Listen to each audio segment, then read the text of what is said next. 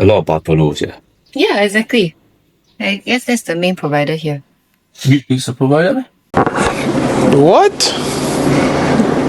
Bro, what are you talking about, man? I have no idea, but there must be someone using this. I don't think it's a provider. Is it a provider? Okay, so we've got Starlink.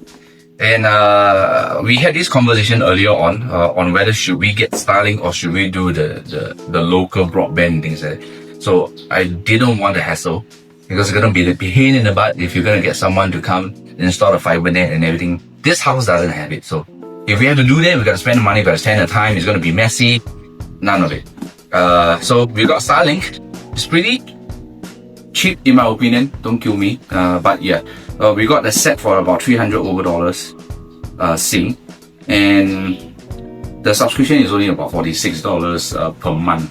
So if you ask me, that's really affordable for convenience. So it comes in a box, and taken the liberty to open it up really lah. What I really like is that you can see here, it comes with a very simple instruction manual. It tells you what to do from step 1 all the way to the end to get your internet.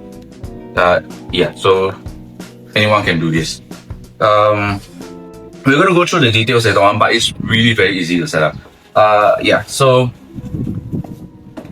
essentially it looks like this. Maybe you can compare. It's not that big.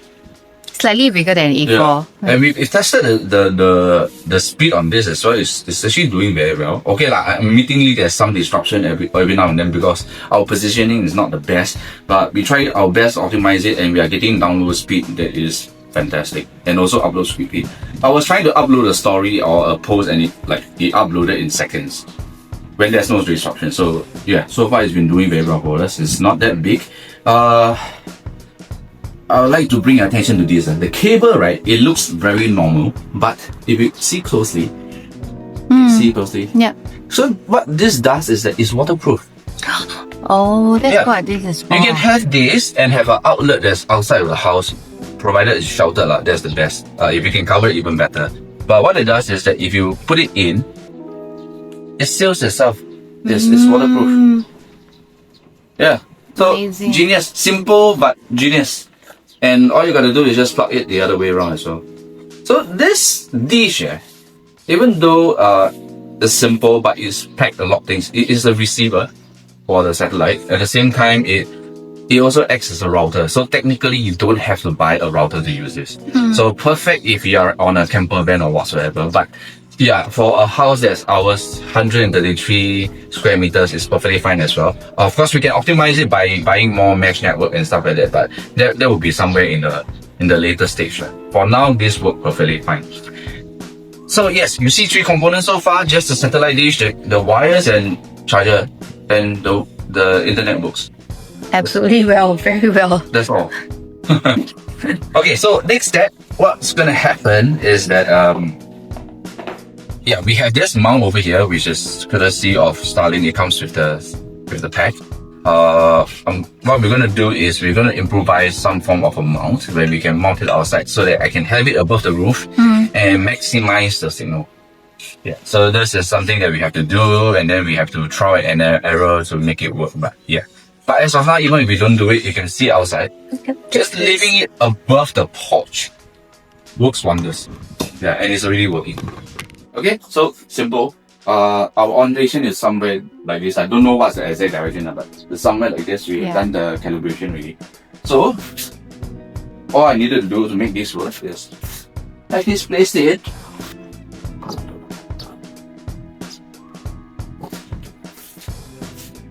run the cable through, and I have a power outlet just here.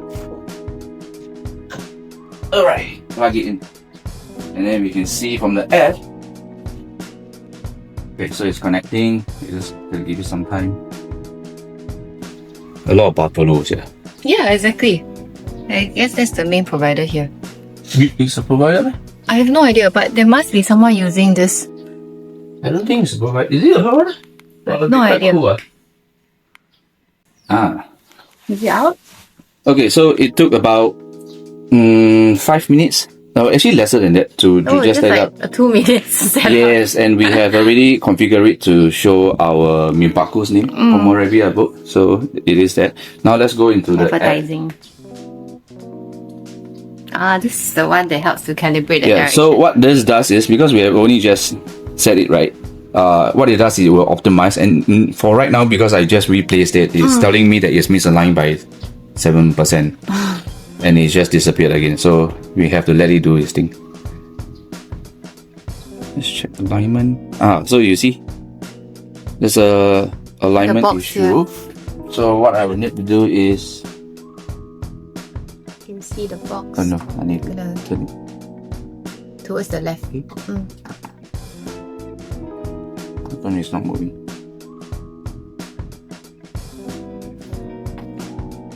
Oh, it is now. Okay, it's aligned. Oh no, now you are slightly out. Okay, that works. It is alignment different from yesterday. Different day, different. Oh, okay. Actually the same. The satellite has shifted. No, it's the same. See?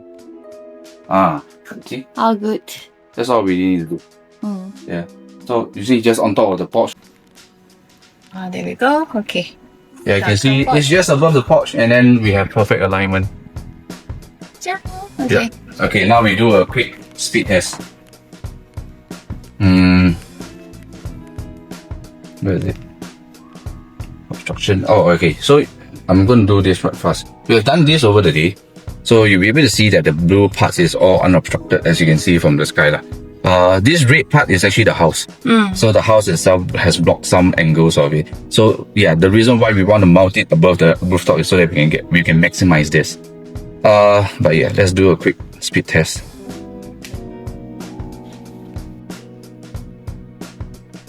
Isn't that amazing? I mean, it's a bit laggy, but it's perfectly fine for our day-to-day use.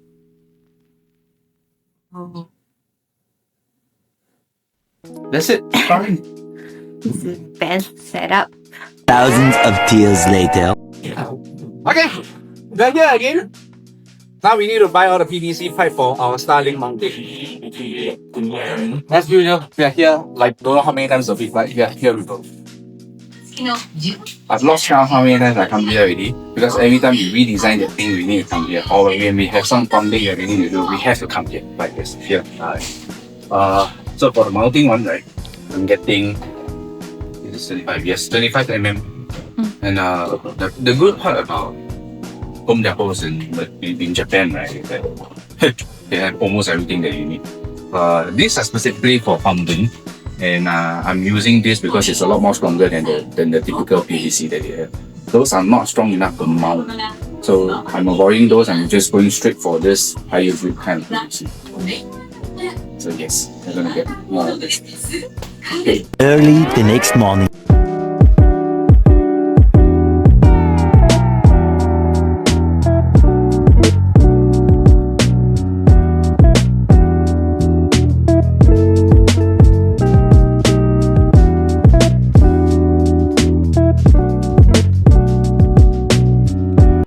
Okay, look at the second floor mess that we have made. Okay, so this is what we've done. We use PVC to mount the cable housing and eventually mount the Starlink satellite dish. This took about 3 days to design and 4 days to execute. Yeah, but I'm pretty happy with what it turns out. There's still this area that, I'm going to seal it up with an additional cap, so that, in the future I can use this for easy access to the cables and stuff. But yeah, otherwise, pretty happy with this. Okay, so moving on, let's take a look at the app that tells you literally everything that you need to set up the Starlink. Now, on this particular part, it tells us to align to the north, which we have done so by placing it on the porch. So we had achieved perfect alignment. That was easy to do. And it also does collect data to show you whether or not you're facing any form of obstruction. And what we understand from the manual is that it looks over a radius of about 110 degrees So after some time, minimally about an hour or two, you should be able to tell level of obstruction practically after collecting data over time, and how much adjustment you really have to do. Okay, so this is the speed test that we are doing right now, and currently we are looking at 142 megabits per second for download, and for upload, let's see, we have managed to achieve 30 megabits per second for upload, which is not bad. Is it fantastic? Definitely no. And of course, there's some latency to this as well. Okay, so this is our benchmark. We are going to use this to see if it maintains over the next 1 month of our usage. Right. 75 years later. Okay, we're going to do a quick recap on Starlink, which we have been using for close to 1 month or maybe 3 weeks. I can't remember, but yeah. So it's been that long, and in that process, right, we have managed to do video editings and watch a lot of videos, do a lot of online shopping. A lot of the stuff that you see in the house that is new is bought online, and we don't really have any hassle. I even did one online training with my Toastmasters in Singapore, and it worked wonderfully well. We had no disruption whatsoever. Minor latency issues, but I don't see a big deal with all those. And so my general verdict for Starlink in my 1 month in Takamori is that it's decent. Will it be better than a high tier broadband? I don't know. But it works wonderful for whatever I need to do. Uploading stuff, videos. If you guys have been following, I've been churning out a lot of TikTok, Instagram, and also YouTube videos, right? So this is going to be one of those, and I really don't have any issues with that. Yeah, and that's a quick so you can see. Okay, time for a quick review, and let's compare this to our original benchmark that we had recorded just a little bit earlier. One thing new that I've learned about the app is that it allows you to find out the issues that you will encounter as the system continues to run. Now, in this instance, right, it tells me that 99.88% of the time it's up. There's also obstruction that causes the internet to be down at certain parts of the day. And going into it outages for more than 0.1 second, more than 2 seconds, or 5 seconds, you'll be able to tell exactly when.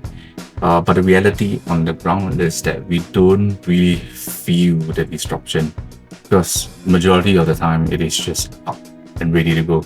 Now, latency issue, sometimes we do realize that uploading speeds do differ time to time.